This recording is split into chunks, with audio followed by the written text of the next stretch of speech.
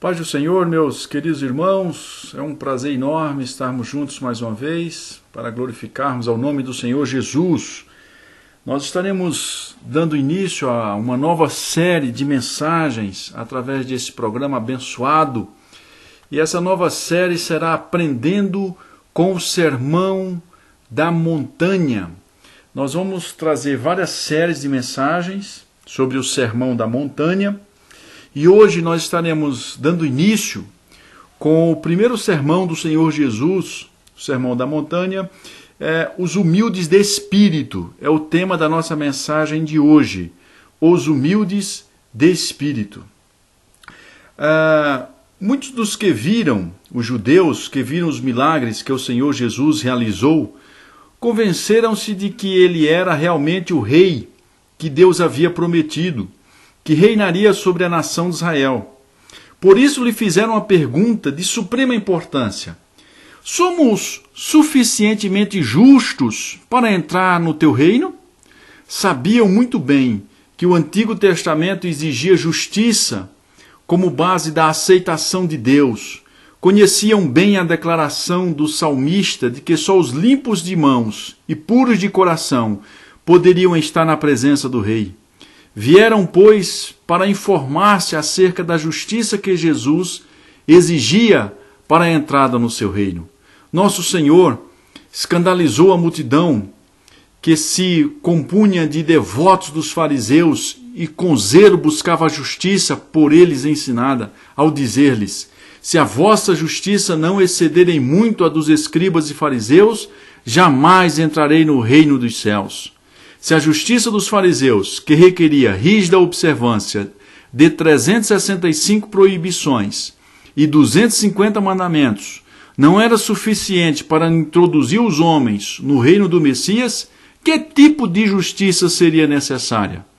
O Sermão da Montanha expunha a santidade divina e as exigências de um Deus santo. As bem-aventuranças do nosso Senhor descreveu as características da pessoa justa e lançou os fundamentos de uma vida feliz. Mostrou o que caracteriza os que foram justificados pela fé na promessa de Deus. Também nos deu a base sobre a qual Deus dispensa suas bênçãos aos que o recebem como Salvador pessoal. Bem podemos denominar as bem-aventuranças de fundamentos de uma vida feliz. Então essa série de mensagens será uma série de mensagens extraordinária, que nós estaremos falando basicamente de como ser feliz, uma receita bíblica de como ser feliz. A primeira bem-aventurança do Senhor está em Mateus capítulo 5, verso 3. Bem-aventurado os humildes de espírito, porque deles é o reino dos céus. Só Deus é bem-aventurado. Ele é digno de receber bênção em virtude de sua santidade absoluta, inalterável. Quem foi abençoado por Deus é também uma pessoa extremamente feliz. A palavra traduzida por bem-aventurado, nesta passagem bíblica, seria mais bem traduzida por feliz. Só Deus é digno de ser chamado bem-aventurado ou bendito por aquilo que ele é em seu caráter. Mas Deus pode dispensar bênçãos ao homem. A pessoa que recebe bênçãos de Deus é, em verdade, uma pessoa feliz. A palavra feliz, usada entre os gregos, em sua origem, descrevia a condição de seus deuses gregos, que se supunha viverem satisfeitos ou contentes, porque tinham tudo quanto desejassem e eram livres para gozar de tudo o que possuíam sem restrições. Para a mentalidade grega, a felicidade relacionava-se com as posses materiais e com a liberdade de desfrutá-las. A felicidade deles tinha a ver com gratificação irrestrita e ilimitada dos desejos físicos. Uma vez que não se impunham limites às suas divindades, os gregos julgavam que os deuses eram felizes, podendo viver com a mesma liberdade que atribuíam aos seus deuses. Julgavam-se um povo feliz. A felicidade para os gregos relacionava-se com o mundo físico e material. Porém, ao falar da felicidade, nosso Senhor Jesus relacionou-se com a santidade. Esse é o conceito bíblico. O Novo Testamento identifica a felicidade com pureza de caráter, Por isso me admira muito hoje o meu evangélico também associar felicidade a bens materiais, riquezas, e promover isso nas pessoas e nos crentes, dizendo que eles precisam serem prósperos pelo fato de serem crentes. Não. Se você é um crente, você precisa ter pureza de caráter e ser igual a Jesus Cristo. E você será também abençoado. A palavra de Deus considera o pecado como um manancial de miséria. A santidade como fonte de paz, de satisfação, de contentamento. Tudo quanto incluímos na palavra feliz está relacionado à santidade. Assim, quando o Senhor disse, bem-aventurados os humildes de espírito, apresentou a primeira característica de santidade, geradora de santidade, e isso lançou um fundamento de uma vida piedosa e feliz. Então, Cristo estava dando a receita para a felicidade. Em outras palavras, seja uma pessoa santa e você será muito feliz. O Senhor mostrou o que deve caracterizar o homem que se diz santo, e a bênção que desce de Deus sobre aquele que recebeu o dom divino da justiça mediante a fé em Cristo. Quão significativo é que o Senhor tenha exaltado a própria característica que o mundo despreza, desvaloriza e considera sinal de fraqueza. O mundo não tem condições jamais de proporcionar o fundamento de uma vida feliz, nem para você e nem para mim, porque não pode produzir felicidade. E esta não existe sem santidade. Nosso Senhor, Ele escolheu uma palavra que é interessante aqui, para espírito. A palavra aqui é a mesma palavra no original grego, humildes de espírito. A palavra humilde é a mesma palavra no grego que mendigo. É a mesma palavra. Nosso Senhor não escolheu impensadamente esta palavra ao dizer bem-aventurado os mendigos de espírito, que é a mesma coisa de dizer bem-aventurados os humildes de espírito.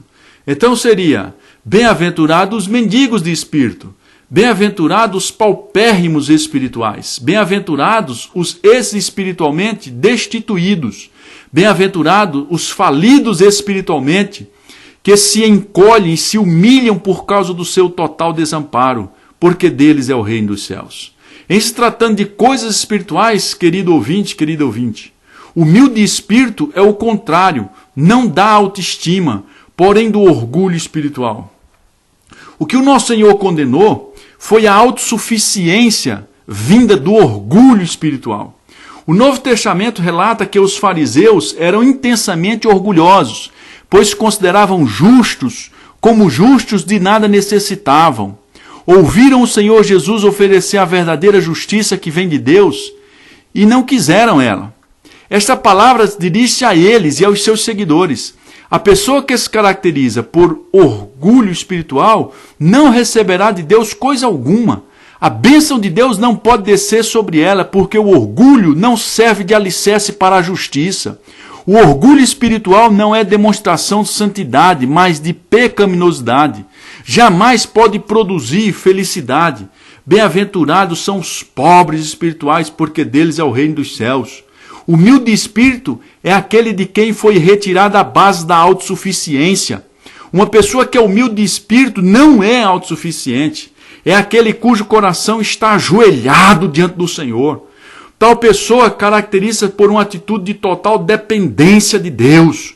Humilde de espírito não confia em si mesmo, nos seus dons e talentos, não confia em bens, em dinheiro.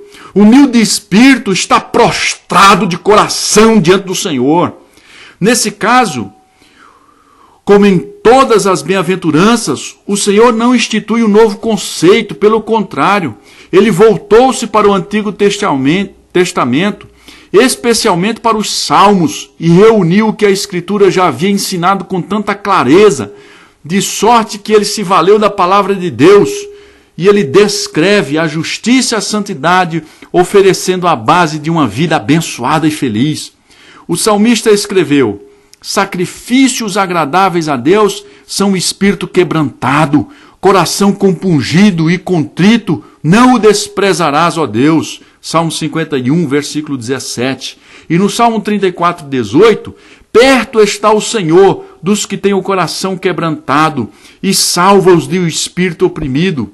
Referindo-se ao coração quebrantado e contrito, o salmista não pretendia dizer um coração esmagado pelas privações, mas o coração que chegou ao fim de si mesmo, que não vê socorro algum em suas próprias forças e clama a Deus por livramento. Ao pronunciar bem-aventurados os humildes de espírito, o Senhor dizia aos seus ouvintes, antes de tudo, como ter acesso a Ele. Então Jesus estava abrindo uma grande porta e trazendo para eles uma grande lição. Ele queria que eles fossem pessoas não dominadas pelo orgulho, mas que fosse recomendado Deus, exigindo que Deus, o que eles faziam é que eles exigiam de Deus que Deus o aceitasse e ouvisse a eles as suas orações pela sua petição, pelo que eles fariseus eram. Então os fariseus eram pessoas soberbas, donas de si mesmas, autossuficientes, dizendo jejuo 2 vezes por semana, dou o dízimo, tudo quanto possuo. Ele esperava que Deus abençoasse pelo que eles faziam. E tem muito crente hoje que espera que Deus o abençoe pelo que ele faz, e não porque Deus o ama e a graça de Jesus se revela nele. Em Filipenses 3, verso 3, Paulo revelou esta humildade de espírito ao escrever, porque nós não confiamos na carne. E em Romanos 8, verso 4 e 5, a fim de que o preceito da lei se cumprisse em nós, que não andamos segundo a carne, mas segundo o Espírito. Porque os que se inclinam para a carne cogitam coisas da carne, mas os que se inclinam para o Espírito, das coisas do Espírito. A pessoa que segundo a carne procura agradar a Deus, alega ter condições de fazer. Em estado de orgulho, procura agradar a Deus. A única pessoa que agrada a Deus na vida diária é aquela que diz, Deus, não posso fazer por mim mesmo, mas eu confio na tua graça. Ao saltar do barco para ir ao encontro do Senhor andando sobre as águas, Pedro começou a afundar. Então clamou, Senhor, socorre-me. Ele foi humilde de espírito. Quando Maria e Marta, dominadas pela tristeza com a morte de seu irmão Lázaro, enviaram um recado a Jesus para que viesse e as ajudasse, elas se revelaram mendigas de espírito ao reconhecer seu próprio desamparo e lançar-se confiadamente na graça de Deus e do Espírito Santo. A pessoa que renuncia ao orgulho espiritual revela humildade de espírito e possibilita Deus derramar bênçãos e mais bênçãos sobre sua vida. Que temos nós para oferecer a Deus, querido ouvinte, querida ouvinte? Não temos nada. Que tem Deus para nos dar? Tudo. O que faz que as riquezas de Deus sejam nossas? Um pedido de socorro, um grito de dependência, uma confissão do nosso desamparo. Bem-aventurados humildes de espírito, porque deles é o reino dos céus. Eu sei que provavelmente esteja o seu coração apertado, angustiado de tristezas, de aflições, de dores, de angústias. Não reivindique justiça, não atribua culpa às pessoas, não julgue, não condene.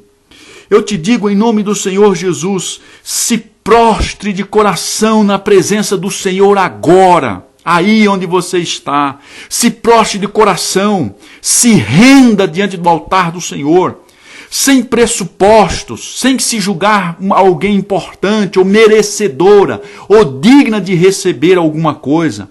Aprenda, querido ouvinte, querida ouvinte, que apenas são bem-aventurados os humildes de espírito.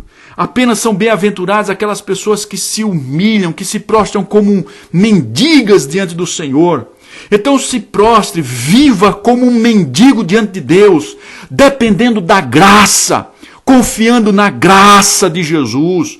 Não confie em você mesmo, não confie nas tuas obras, naquilo que você faz. Há muito crente legalista, que se acha justo pelas coisas que fazem, julgam, condenam, atribui culpa ao seu próximo. Deus não se agrada dessas pessoas, querido.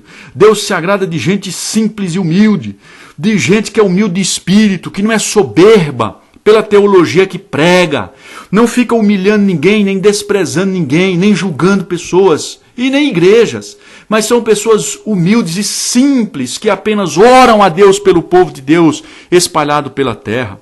Então, querido, que você seja uma pessoa, e eu, nós todos, humildes de espírito, clamando a graça e a misericórdia do Senhor para a nossa vida, em nome de Jesus. Que Deus te abençoe grandemente, em nome de Jesus.